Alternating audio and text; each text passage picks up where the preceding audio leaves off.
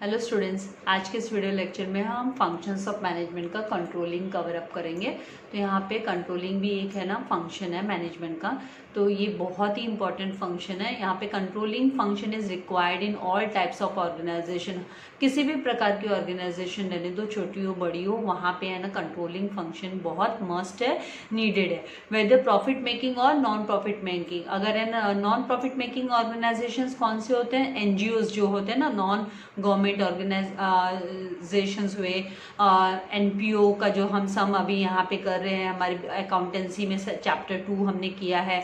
तो non profit organisations होते हैं, स्पोर्ट्स क्लब हुआ, हॉस्पिटल्स हुआ, ट्रस्ट के हॉस्पिटल्स वगैरह हुए, तो वहाँ पर भी है ना कंट्रोलिंग फंक्शन बहुत ही इम्पॉर्टेंट फंक्शन है मैनेजमेंट का। तो यहाँ पे similarly it is performed at all levels. हर एक लेवल पे हमने हायरार्की देखी कि है ना टॉप लेवल मैनेजमेंट होता है, मिडल लेवल होता है, लोअर लेवल मैनेजमेंट होता है। तो हर जगह पर है ना ये कंट्रोलिंग फंक्शन रिक्वायर्ड है। तो यहाँ पे controlling is indispensable function of management, मतलब आप इसको सेपरेट नहीं कर सकते हो, अलग नहीं कर सकते हो मैनेजमेंट से। मैनेजमेंट के फंक्शंस में ये तो आएगा ही आएगा कंट्रोलिंग। तो अभी यहाँ पे the effectiveness of a planning function, जो प्लानिंग हम करते हैं, किस जो स्टार्टिंग का हमारा फंक्शंस ऑफ मैनेजमेंट है वो है प्लानिंग से स्टार्ट होता है, राइट। तो अगर आपको उसकी इफेक्टिवनेस चाहिए, मतलब वो है ना इफेक्टिव रहना चाहिए, तो उसके लिए हमें ना हम can be determined with the function of, तो हम वो इफेक्टिव है कि नहीं है, कितना इफेक्टिव रहा, हमारी प्लानिंग कितनी सक्सेसफुल रही, तो वो हम है ना जब फंक्शन ऑफ कंट्रोलिंग को यूज करेंगे तभी हमको पता चलेगा। तो प्लानिंग एंड कंट्रोलिंग ये दोनों है ना मेजर पार्ट्स हो गए मैनेजमेंट साइकिल के, ये दोनों के दोनों मैनेजमेंट साइकिल के इंपॉर्टेंट मेजर पार्ट्स हो गए। तो यहाँ पे कंट्रोलिंग क्या है? Controlling is a function of comparing. ये है, ये इसका मीनिंग, कंट्रोलिंग का मतलब होता है कि ये उस एक्टिविटी है जो है ना कंपेयर करती है एक्चुअल परफॉर्मेंस, एक्चुअल में क्या अचीव किया है ऑर्गेनाइजेशन ने और उसने क्या स्टैंडर्ड्स रखे थे। मतलब जब प्लानिंग के टाइम पे एक टारगेट रखा जाता है, राइट, तो उसका जो टारगेट रखा हुआ टारगेट एंड उसने जो एक्चुअल में परफॉर्मेंस अचीव किया है, उस दोनों के बीच का जो डिफरेंस होता है, उन दोनों के बीच में जो डिफरेंस होता है वो होता है controlling. So it is controlling काम करता है यहाँ पे कंपेयर करने में कि है ना एक्चुअल में हम कहाँ तक पहुंचे हैं और हमने प्लान आउट क्या किया था। Now it measures deviation, deviation मतलब चेंजेस, जो चेंजेस होते हैं, डिफरेंसेस, डेविएशन मतलब डिफरेंसेस, जो डिफरेंसेस अराइज होते हैं, जो है ना स्टार्टिंग में प्लानिंग के टाइम पे प्री डिटरमाइंड जो स्टैंडर्ड रखे थे, स्टैंडर्ड परफॉर्मेंस हमने प्लान आउट किया था और एक्चुअल में कितना अचीव हो पाया है, उनके बीच का जो डिफरेंस है वो आइडेंटिफाई करने में, इफ एनी, तो identify the causes of deviation, तो वो किस वजह से वो डिफरेंस अराइज हुआ है, एंड फिर सजेस्ट द करेक्टिव मेजर्स। और अगर वो डिफरेंसेस अराइज हुए तो उसके कारण क्या थे, कारण आइडेंटिफाई करने के बाद में उसके लिए करेक्टिव मेजर्स करके सजेशन देना। मतलब आप किस तरीके से अगले बार आपका जो स्टैंडर्ड परफॉर्मेंस है जो आप प्लान आउट करते हो उसको किस तरीके से आप 100% अचीव कर पाओगे, उसके लिए करेक्टिव मेजर्स प्रोवाइड करना। तो ये होता है controlling. So the process of controlling क्या करता है? Helps in formulation of future plans also. Future plans को फॉर्मुलेट करने में, उनको डेवलप करने में कंट्रोलिंग जो है वो हेल्प करता है। तो यहाँ पे कंट्रोलिंग के प्रोसेसेस है जैसे स्टैंडर्ड्स। तो स्टैंडर्ड्स यहाँ पे मेजरमेंट ऑफ परफॉर्मेंस, मेजर करना मतलब उसको आइडेंटिफाई करना कि कितना अचीव हो पाया है, आइडेंटिफाई करना, और comparison and finding the deviations, जो फर्क आता है, जो डिफरेंस आता है उसको फाइंड आउट करना, और फिर बाद में उसके लिए आप एनालाइज करना कॉजेस ऑफ डेविएशन, किस वजह से जो आपका स्टैंडर्ड परफॉर्मेंस है एंड जो है ना एक्चुअल परफॉर्मेंस है उसमें फर्क किस कारण से वो फर्क आ रहा है, और उस फर्क को रेक्टिफाई करना, उसके लिए करेक्टिव मेजर्स तैयार करना, करेक्टिव एक्शंस, उसके लिए है ना सोल्यूशन देना कि नेक्स्ट टाइम है ना वो फर्क ना आए, तो उसके लिए करेक्टिव मेजर्स प्रोवाइड करना। ये सब क्या है? ये यहाँ पे प्रोसेस है कंट्रोलिंग के। तो यहाँ पे डेफिनेशंस दी हुई है कि following are the some of the definitions of controlling के डेफिनेशंस दिए हुए हैं। तो नोट्स एंड ऑर्डिनल ने क्या कहा है कि managerial control implies, managerial control क्या है, it implies the measurement of accomplishment. ये है ना, आप मेजर करते हो, आप आइडेंटिफाई करते हो कि आपने क्या अकम्पलिश किया, मतलब क्या अचीव कर लिया अगेंस्ट द स्टैंडर्ड। आपका जो स्टैंडर्ड परफॉर्मेंस था उसके अगेंस्ट कितना अचीवमेंट आपका हो पाया है, एक्चुअल में कितना परफॉर्मेंस अचीव कर पाए उसको आइडेंटिफाई करता है। And the correction of deviations, और उसके बाद में जो डिफरेंसेस हम आइडेंटिफाई करते हैं कि क्या फर्क रह गया एक्चुअल में उसको अचीव करने में, प्लस आपने जो प्लान आउट किया था उनमें फर्क क्या रह गया उसको अटेंड करने के, to assure the attainment of objectives according to the plans। तो according to the plans आप अपने objectives को कितना आप उसको अचीव कर पाए हो, तो वो जो फर्क आता है एक्चुअल एंड स्टैंडर्ड परफॉर्मेंस के बीच का, उसको कंट्रोल करने का काम कंट्रोलिंग के अंडर में होता है। देन डेल हेनिंग का क्या कहना है, controlling is a process of bringing. Controlling क्या है, ये एक प्रोसेस है, एक तरीका है bringing about the conformity of performance, मतलब परफॉर्मेंस को कंफर्म करने का विथ प्लान एक्शन। आपने जो प्लान किया था स्टार्टिंग में, प्लानिंग के टाइम पे जो आपने एक्शन प्लान तैयार किया था कि आपको आपका टारगेट कितना अचीव करना है, और बाद में जब आप सब इम्प्लीमेंटेशन करने के बाद में, ऑर्गेनाइजिंग करने के बाद में, स्टाफिंग करने के बाद में, उसके बाद में जब आप अचीव किए तो वो कंट्रोलिंग फाइंड आउट करता है कि कहाँ तक आप अचीव कर पाए हो। तो ये डेल हेनिंग का कहना है कि controlling is the process of bringing about conformity, मतलब कंफर्म करना, conformity of performance with the plan action. तो आपको कोई भी एक डेफिनेशन याद करनी है, अगर आपको डिफाइन द टर्म आ गया तो आपको डेफिनेशन लिखनी होगी कंट्रोलिंग की, तो फिर आपको एक कोई भी डेफिनेशन जो आपको इजी लगती है आप कोई भी एक यहाँ से लर्न कर सकते हो। द नेक्स्ट फिलिप कॉटलर का क्या कहना है, this is the control is the process of taking steps. Control है ना, क्या है, ये प्रोसेस है, ये एक्टिविटी है क्या करने के लिए, taking steps to bring actual results and desired मतलब आपका जो स्टैंडर्ड प्लान हमने प्लान किया था बिगिनिंग में, प्लानिंग के टाइम पे उनको एक साथ लाकर और उनके बीच में जो डिफरेंसेस आएंगे, taking the steps to bring actual results and desired results closer together. मतलब है ना, फ्यूचर में है ना वो डिफरेंसेस डेविएशंस अराइज ना हो, उसके लिए आपको स्टेप्स लेने का काम जो है ना, करेक्टिव मेजर्स कौन बताएगा, कंट्रोलिंग बताएगा। तो ये फिलिप कॉटलर का कहना है कि control is the process of taking steps to bring actual results and desired results closer together. Then next यहाँ पे हमको इम्पोर्टेंस ऑफ कंट्रोलिंग दिया हुआ है, तो इसका इम्पोर्टेंस क्या है, सिग्निफिकेंस ऑफ कंट्रोलिंग क्या हुआ, या आपके advantages of controlling, benefits of controlling, ये सबका आंसर एक ही है। सिग्निफिकेंस, इम्पोर्टेंस, एडवांटेजेस, बेनिफिट्स, उन सब के लिए आपको यही आंसर लिखना है।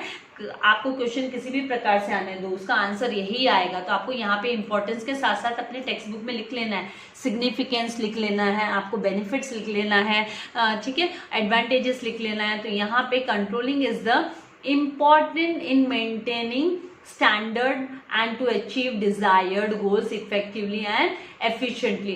जो डिजायर्ड गोल्स हैं उनको इफेक्टिवली एंड एफिशिएंटली अचीव करने के लिए आप स्टैंडर्ड मेंटेन करते हो।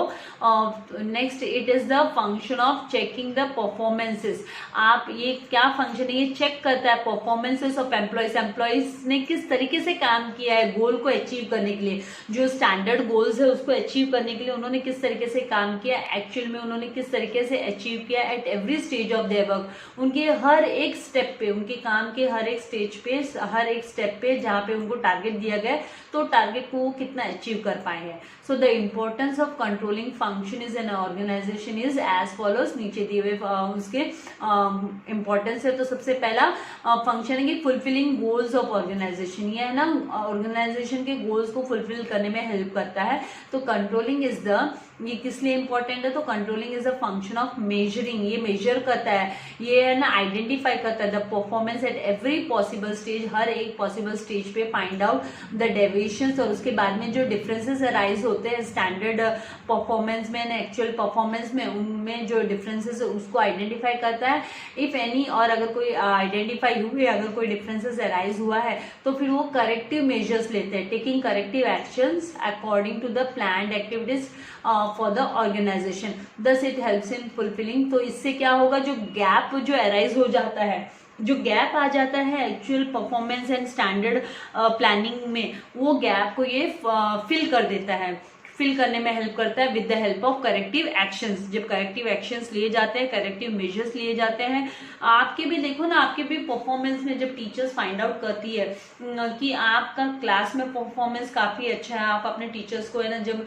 प्लानिंग चल रही है, मतलब जब आपको टीचर एक्सप्लेन करे तो आप काफ़ी आंसर्स दे रहे हो, राइट, आप अपने टीचर्स की क्वेश्चंस के बहुत सारे रिप्लाई दे रहे हो, पॉजिटिव आंसर्स दे रहे हो, और बाद में आपकी परफॉर्मेंस एग्जाम में है ना जब लो होती है, टीचर फाइंड आउट करती है कि ये आपका जो एक्चुअल परफॉर्मेंस है वो कैसे लो डाउन हुआ, तो फिर वहां पे टीचर आपको करेक्टिव मेजर्स देती है कि आपको किस तरीके से काम करना है ताकि आप अपना राइट वे में यूटिलाइज कर सको अपने नॉलेज को। तो उसी तरीके से है ना कंपनीज में भी होता है कि वो है ना करेक्टिव एक्शंस प्रिपेयर करते हैं अपने एम्प्लॉयज के लिए, कि उन्होंने जब एक्चुअल परफॉर्मेंस अपना दिया तो वो है ना लोअर कैसे हो गया। जब प्लानिंग के टाइम पे तो काफी सारे प्लान्स इस तरीके से आए कि कंपनी वो गोल्स को अचीव कर पाने वाली थी और उसने स्टैंडर्ड परफॉर्मेंस उसी तरीके से तैयार किए थे, तो ये गैप क्यों अराइज हुआ। तो सेम भी ऑर्गेनाइजेशंस में भी होता है। Second, making efficient utilisation of resources.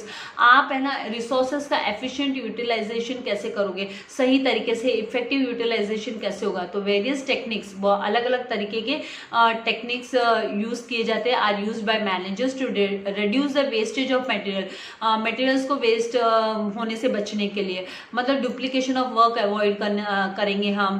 कई तरीके के मेजर्स होते हैं, टेक्निक्स होते हैं, and spoilage of other resources.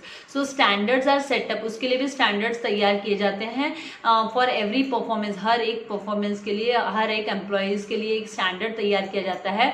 So every employees have to follow these standards, उनको वो स्टैंडर्ड्स जो है मतलब वो रूल्स उनको फॉलो करने होते हैं। As the effect of this, इसका क्या इफेक्ट होगा, तो द रिसोर्सेज, जो रिसोर्सेज है जो एम्प्लॉयज यूज करेंगे वो है ना वो एफिशिएंटली यूज कर पाएंगे, most efficient and effective manner में वो यूज करेंगे, और उसकी वजह से फिर है ना वेस्टेज कम होगा और ऑर्गेनाइजेशन का जो उनका गोल है, ऑब्जेक्टिव, वो कंप्लीट हो पाएगा। तो यहाँ पे making efficient utilisation of resources. Then second, ये क्या किस में हेल्प करता है, controlling accuracy of standards, standards को एक्यूरेट, ज़्यादा से ज़्यादा है ना जो स्टैंडर्ड परफॉर्मेंस है उसको अचीव कर पाए उसके लिए काम करता है, उसमें हेल्प करता है कंट्रोलिंग। तो एन एफिशिएंट कंट्रोल सिस्टम, जब है ना एक सही तरीके का, सही मायने में कंट्रोल सिस्टम होगा, एफिशिएंट जो कारगर होगा, एफिशिएंट होगा, कारगर कंट्रोल सिस्टम होगा, तो वो क्या करेगा, वो मैनेजमेंट को जज करने में हेल्प करेगा द एक्यूरेसी ऑफ स्टैंडर्ड्स, कि किस तरीके से वो स्टैंडर्ड परफॉर्मेंस को है ना एक्चुअल में है ना किस तरीके से वो इम्प्लीमेंट कर पाए हैं, अचीव कर पाए हैं, whether they are accurate or not. So controlling measures are flexible to some extent, ये है ना अब फ्लेक्सिबल होते हैं एज पर द, ये फाइंड आउट करते हैं एक्चुअल में कि एरर कहाँ पे रह पा रहा है, ये जो गैप अराइज होता है वो किस वजह से अराइज हो पा रहा है। तो सो आफ्टर द रिव्यूइंग मतलब आप डीप स्टडी करते हो उसके बारे में, after reviewing them according to the changing circumstances. देखिए आप यहाँ एक स्टैंडर्ड बनाओगे और सालों तक वही चलाओगे तो वो भी नहीं चलेगा ना, according to the changing environment, changing circumstances, इसमें भी फ्लेक्सिबिलिटी रहनी जरूरी है कंट्रोलिंग में भी, right. So they are revised from time to time, इनमें है ना रिवाइज्ड मतलब नए तरीके से डेवलपमेंट आते रहेगा। Is the beneficial for checking performance accurately, तो ये है ना परफॉर्मेंस को भी सही ढंग से चेक करने में हेल्प करेगा, चेकिंग द परफॉर्मेंस एक्यूरेटली यहाँ पे कंट्रोलिंग की वजह से ही पॉसिबल है। Then fourth one is what, motivates employ, employees को मोटिवेट करता है। तो कैसे कंट्रोलिंग मोटिवेट करेगा एम्प्लॉयज को, तो यहाँ पर हम देखेंगे कि after setting standards of checking performance, जब चेकिंग परफॉर्मेंस के हम standards, after setting standards of checking performance they are communicated to employees, फिर एम्प्लॉयज से कम्युनिकेशन होता है, मतलब उनसे बातचीत होती है,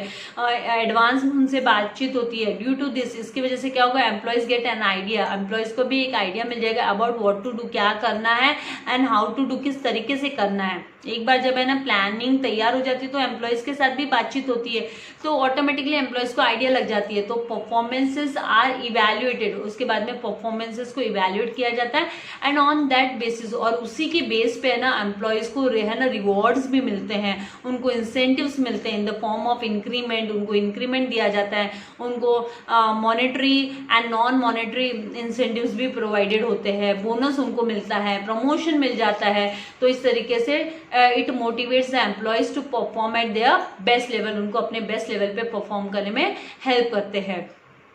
ensures order and discipline. So controlling is a function of order. It is a function of order and maintaining discipline. Means managers will give order, they are going to give order, and the discipline has to be maintained by the employees. So it works for reducing, because of this what will happen, unprofessional behavior of employees will get reduced, it will get reduced because they have to follow order of their manager, they have to maintain discipline, so automatically they will stop behaving unprofessionally. Now discipline is maintained by continuous checking, it will be maintained by continuous checking. The managers will have watch on, like a dog's watch, we say na, they will have keen watch on their employees performances, supervisors, and they will have the dog's watch, they will have the deep watch on the employees way of working, how they are working, how they are performing. Then preventive actions are taken to minimize the gap between the actual and standard. Here we are talking about the standards at the planning stage, when the planning is made ki how the work has to be done, and the actually how work is achieved, so that gap is minimized by the supervisors. So supervisors order has to be followed by the employees, and the discipline has to be maintained. Now the sixth one is facilitates coordination. It facilitates coordination among the various departments. So the control is a function in which the roles and the responsibilities of all departmental managers, various departments, sales department, purchase department, and the subordinates are designed clearly, and the subordinates will be clearly designed with it. So coordination between them helps to find out the deviations. So among the coordination among the employees of the different departments will help them to find out the deviations, the differences which will take place among the departments, and to control the remedial measures, means corrective measures. Remedial measures means corrective measures for the desired result.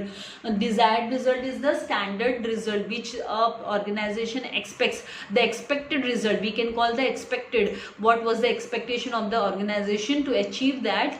The differences between the actual performance and standard performance can be rectified with the coordination. Now the seventh one is psychological pressure. So the performance are evaluated with the standard targets. By comparing with the standard performance and the actual performance, it is evaluated that how much achievement is achieved, and the employees are very well aware that their performance will be evaluated, and the employees will be knowing that definitely the supervisors will evaluate, they are going to assess, they are going to check, so they will be rewarded accordingly, and accordingly the incentives will be given, rewards will be given, promotion will be given to the employees. So this psychological, see, जब हमको पता होता है किसी चीज से हमको reward मिलने वाला है, मतलब आपको पता है कि आप अपना 100% दोगे तो आपके परसेंटेज अच्छे आएंगे, राइट, और परसेंटेज अच्छे आने पे आपको मम्मी डैडी आपके लिए कुछ लेने वाले हैं, कुछ रिवॉर्ड देने वाले हैं, आपका मनपसंद कुछ मिलने वाला है, तो ऑटोमेटिकली आपका साइकोलॉजिकल ऑर्डर हो जाता है, प्रेशर हो जाता है आपके माइंड पे कि आपको उस तरीके से काम करना है, because you want reward, right. तो उसी तरीके से एम्प्लॉयज भी है ना रिवॉर्ड के एक्सपेक्टेशन में वो काम अच्छा करेंगे, सो वो साइकोलॉजी तैयार हो जाती है, माइंड सेटअप हो जाता है जाता है उसी हिसाब से। Pressure works as a motivational factor, तो वो जो है ना मोटिवेशन मिल जाता है, ऑटोमेटिकली मोटिवेशन की तरह काम करता है for employees to give their best performance. Now next is what ensures organisational efficiency and effectiveness. तो यहाँ पे जो ये कंट्रोलिंग है वो क्या करता है, it helps in organisational efficiency and effectiveness में हेल्प करता है। तो factors of control include making managers responsible, managers को ज़्यादा से ज़्यादा रिस्पॉन्सिबल बनाना, motivating them for higher performance, उनको हायर परफॉर्मेंस के लिए मोटिवेट करना, कि वो अच्छा परफॉर्मेंस करे उसके लिए उनको मोटिवेट करना। देन अचीविंग डिपार्टमेंटल कोऑर्डिनेशन, अलग अलग डिपार्टमेंट के बीच में ना कोऑर्डिनेशन बनाए रखने के लिए ये सब है ना कंट्रोलिंग काम करता है। So it ensures about organisational efficiency and effectiveness. तो इसी की वजह से ऑटोमेटिकली ऑर्गेनाइजेशन की एफिशिएंसी भी इंक्रीज हो जाएगी, उनका प्रोडक्शन लेवल इंक्रीज हो जाएगा, उनकी प्रॉफिटेबिलिटी इंक्रीज हो जाएगी, तो उनका जो वर्क है वो मोर इफेक्टिव हो जाएगा। Then next is what builds good corporate image. तो अच्छी कॉर्पोरेट इमेज बनाने में भी हेल्प करता है, मतलब मार्केट में अच्छी इमेज बनेगी ऑर्गेनाइजेशन की। सो controlling function helps to improve the overall performance of organisation. Organisation की पूरी हर डिपार्टमेंट के कोऑर्डिनेशन और सबके साथ उनकी ओवरऑल परफॉर्मेंस को इंप्रूव करती है।